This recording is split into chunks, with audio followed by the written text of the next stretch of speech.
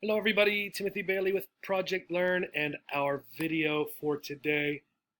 Today we're going to return to humor. And if you remember, we've talked about this before, some different kinds of humor. Humor is that which makes us laugh, either out loud or inside, depending on the person. We think it's funny and we laugh. And a good thing for ESL students, for those whose first language is not English, is language humor. Your ability to understand language humor shows that your English is really going in a great direction, right? You are improving and increasing and expanding your knowledge and use of English, right? However, language humor can be difficult to begin with. So sometimes it's nice, and when I teach, I will often use language humor because you can take it apart and try to understand why it's funny, and that'll often help you understand both vocabulary and situations, contexts in which those words or ideas might be used. So let's go ahead and start. We're looking primarily at puns. But what is a pun? Well, according to dictionary.com, a pun is the humorous use of a word or phrase so as to emphasize or suggest its different meanings or applications. Applications is uses. The use of words that are alike or nearly alike, so synonyms, in sound but different in meaning, okay? So these are homophones, right? Not synonyms. A play on words, we might call it. Puns can be based simply on another similar word, right, for pronunciation, or they might be based on sort of a linguistic language misunderstanding, right, including sort of a misunderstanding of the context, which we will see. So let's look at our first one. My son asked me to play a video game with him. I asked him which one. He said Fortnite. So I guess I have to wait 2 weeks to find out. Okay, so the mom or the dad, right, going to play a video game with their son. Asked which video game do you want to play? And the son said Fortnite, which if you have young children or you have seen anyone who plays video games, perhaps the most popular one right now. And the parent here then says, I guess I have to wait 2 weeks to find out. Well, if the child said this is the game, then why would the parent have to wait 2 weeks? This discrepancy or this problem in the language of this pun tells us where the thing we need to figure out is. It's a problem with this word and this here.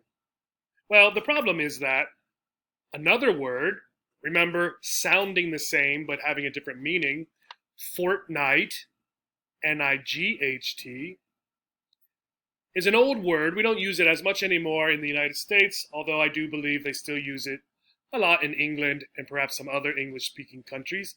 But this word means a duration of 14 days and nights, 2 weeks, right? So if you're going to do something in 2 weeks, you could say you are going to do it in a fortnight.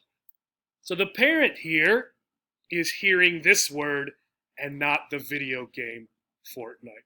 So they say they're going to have to wait 2 weeks to find out. Funny? A little funny, right? Let's try another. This is from Star Trek, a science fiction TV show. So this is the captain, and these people here are part of his crew, right, flying the spaceship. Now the captain says, yellow alert. And in this situation, yellow alert means a level of danger, usually bad. So when the captain on this starship, this spaceship, says yellow alert, something bad is happening. They're being attacked or something like that.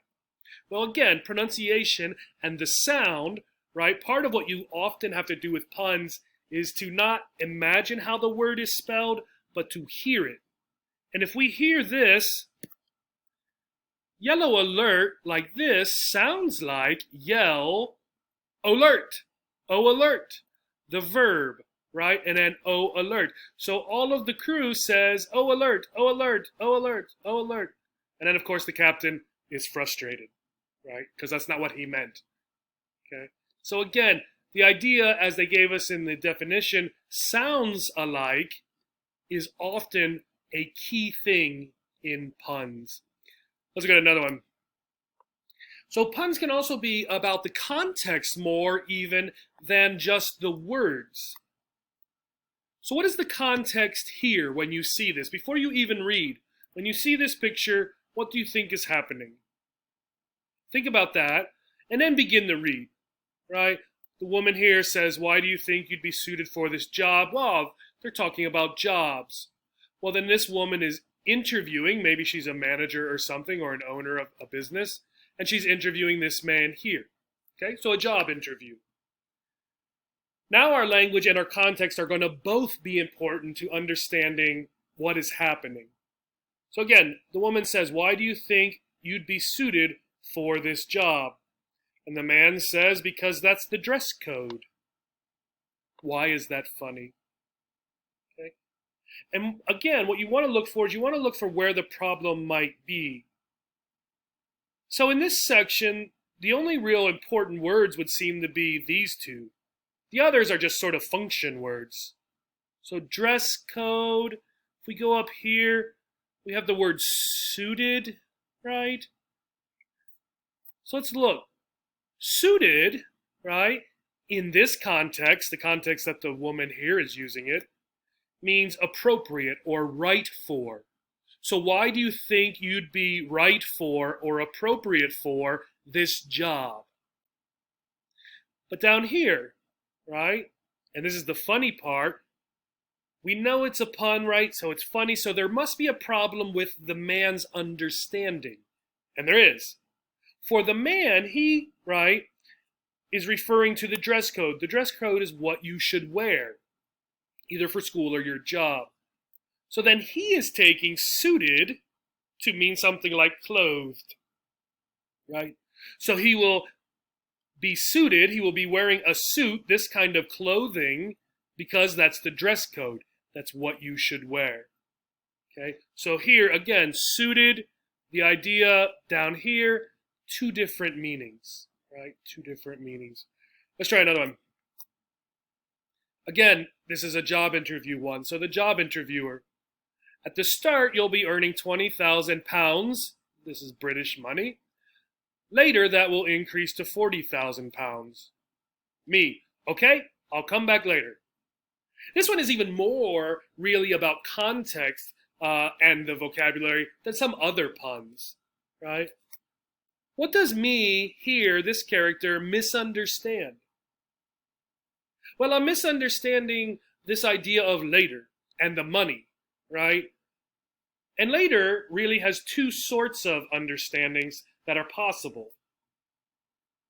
The first later, right, in this context for the job interviewer is about after working here a while, right? That later you will be making 40,000. So if you get the job, the start, you will be making 20,000. Later, after working here, you will be making 40,000. But for me, for this character, I'm taking later to mean as in come back later, right? So I'm going to leave the job interview, come back in a week, then you'll give me the job for £40,000. But that's not what the job interviewer means. And context is important to figure this out because if we just read it exactly how it is without thinking about puns, right, we understand what it means, right? Native English speakers would understand this as a conversation in a job interview, right? We're really twisting the language to get at another idea to make it funny, right? Which can be difficult for ESL students because when you see the words, you may not be thinking humor, but you might still have the wrong idea for what the meaning of the word or the context is telling you, right? So you sort of might have the funny side of the humor without actually meaning to be funny. Let's try some more. One of the other problems for puns can be about the reference. What is something in the conversation referring to? Here, we're on an airplane, so here's the flight attendant, here's the passenger, and the flight attendant says, would you like a drink? And the passenger says, what are my options? The flight attendant, yes or no? Okay, so here, options, right? The passenger is using this word to refer to drinks. What are my options? Coke, coffee, tea, milk, beer, right? That's what she is talking about.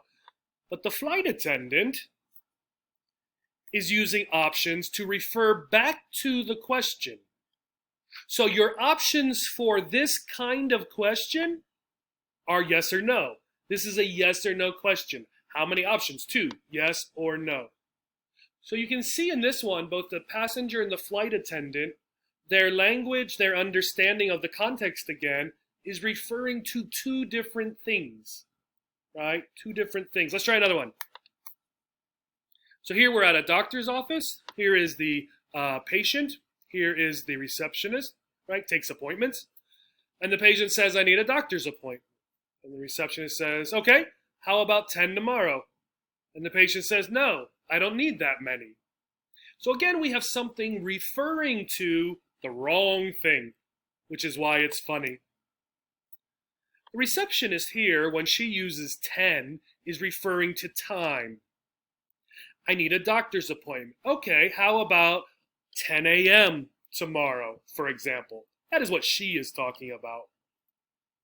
The patient, when he says, no, I don't need that many, he's referring again to 10, but he is referring to the quantity of appointments. He doesn't need 10 appointments. 1, 2, 3, 4, 5, 6, 7, 8, 9, 10. He only needs 1 appointment. Okay? That's why this is funny. And again, part of what's interesting, helpful for ESL students learning, is this helps you understand what we are referring to in these real situations, right? Because if you're new to the language, if your language is at a level for some understanding, you might still miss some things and think that perhaps this person is referring to the wrong thing, right? All right. Here are a couple websites. So this one has different kinds of language humor. There are some other kinds of language humor. And this one here also has more puns, and I wanted to show you this one briefly. The nice thing here for this one, so we have the puns. You can see here. As soon as my page decides what it is going to do, there we go. A man just attacked me with milk, cream, and butter. I mean, how dare he?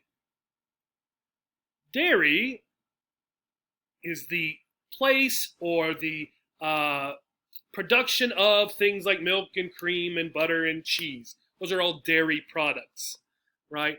But dairy also sounds like dare he, D-A-R-E, and then H-E. Like, how dare you, how dare he? Like, I can't believe you did that. Then they'll give you an explanation.